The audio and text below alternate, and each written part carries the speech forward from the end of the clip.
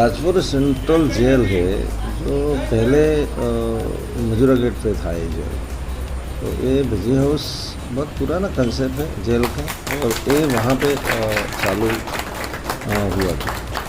इसके बाद 2012 में जब सेंट्रल जेल का लोकेशन बदल के लाजपुर लाया गया, उसके बाद यहाँ हर एक जो एक्टिविटीज़ हैं वो नए तरीके से शुरू करने का हमने कंसेप्ट लिया।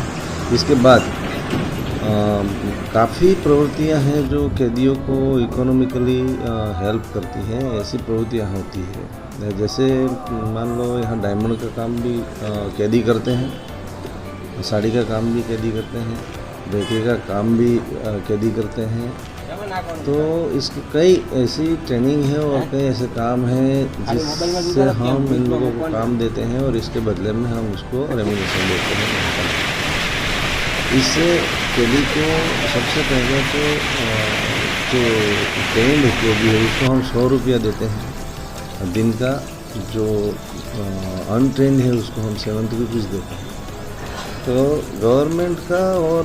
जेल प्रशासन का यही कंसेप्ट रहा है कि मैक्सिमम कैदी काम करें,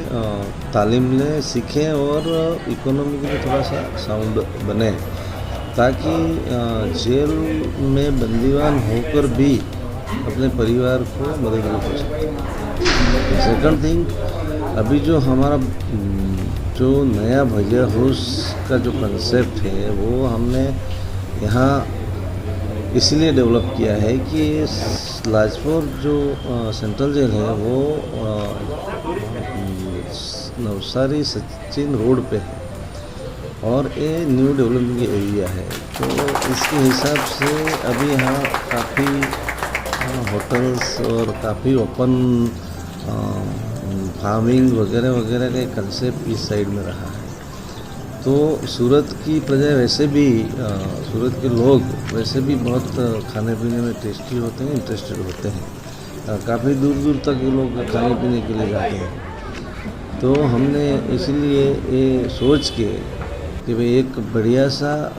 जेल की तरह नहीं लगने वाला भजिया हाउस एंड स्नैक सेंटर्स, या तो वहीं जो बनने वाली चीज़ें हैं जो नाश्ते के रूप में उपलब्ध हैं वो हम बनाएं और लोगों को उनका टेस्ट मिले। तो यहाँ हमारे मध्य जेल के गेट पे हमने ये कोशिश किया और गुजरात गवर्नमेंट ने हमें इसके लिए नया ग्रांट भी दिया, और जेल प्रशासन और हमारे डीजी साहब ने बहुत इंटरेस्ट जताया, और काफ़ी मेहनत के बाद हमने भजिया हाउस यहाँ अमल में रखा है। बट इसमें कंसेप्ट की बात आप कर रहे हो तो कंसेप्ट हमने एकदम अलग टाइप का कंसेप्ट रखा है, जिसमें सिटिंग अरेंजमेंट और जो और व्यवस्थाएं हैं वो हम एक ओपन फार्म हाउसिंग की तरह रखा है। एकदम रूरल एरिया में जो फार्म हाउस में जो बैठने का और एंजॉय करने का जो कंसेप्ट होता है, तो पास की लकड़ियों में से बैठक व्यवस्था और उसकी जो आजू बाजू का जो एरिया है उसका पूरा ध्यान रखते हुए हमने एक गामठी टाइप का कंसेप्ट यहाँ रखा है, ताकि लोगों को सिटी में से बाहर आए तो एक अच्छा सा माहौल उनको मिल सके।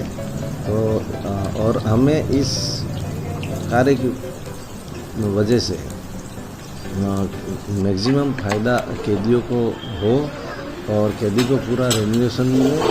और इसमें ये जो भजिया हाउस है उसमें हमारा कम से कम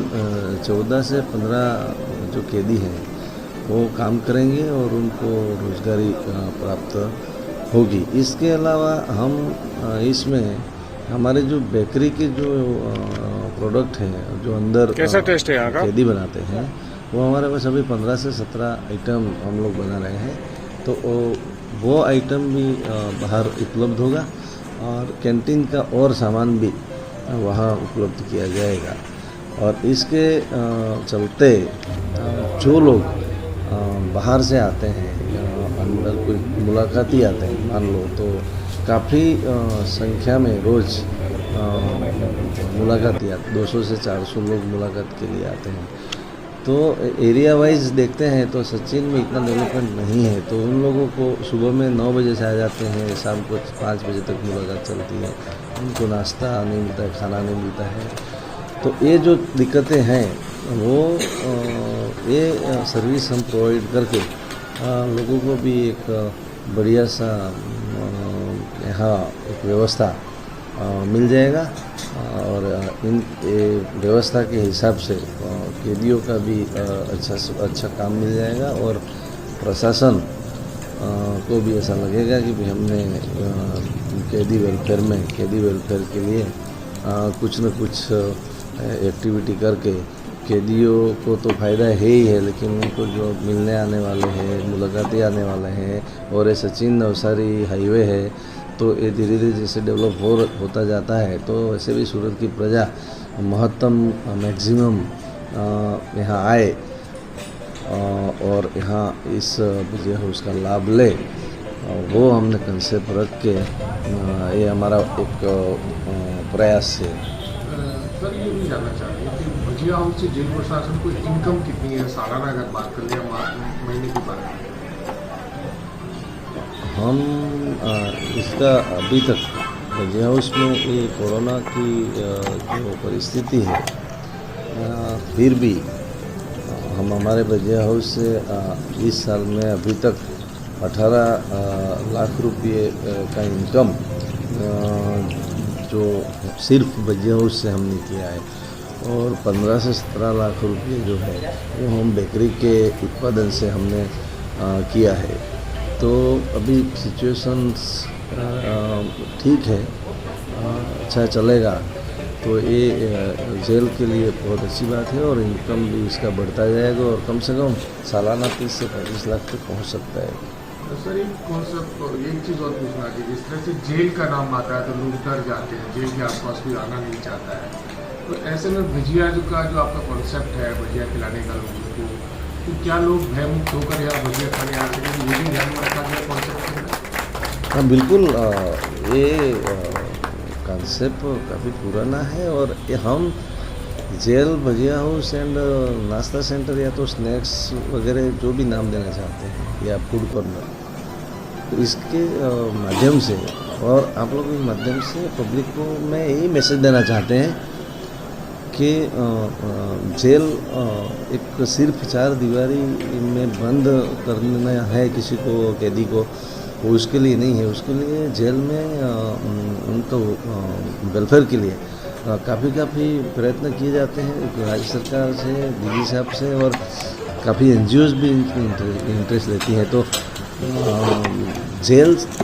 हमारा यही मैसेज रहेगा कि भाई एक जेल प्रशासन है वो भी आपका है, लोगों का है, लोगों के लिए है, और लोग जेल या पुलिस स्टेशन या तो इसी चीज़ों से दूर न जाए, और एक कॉमन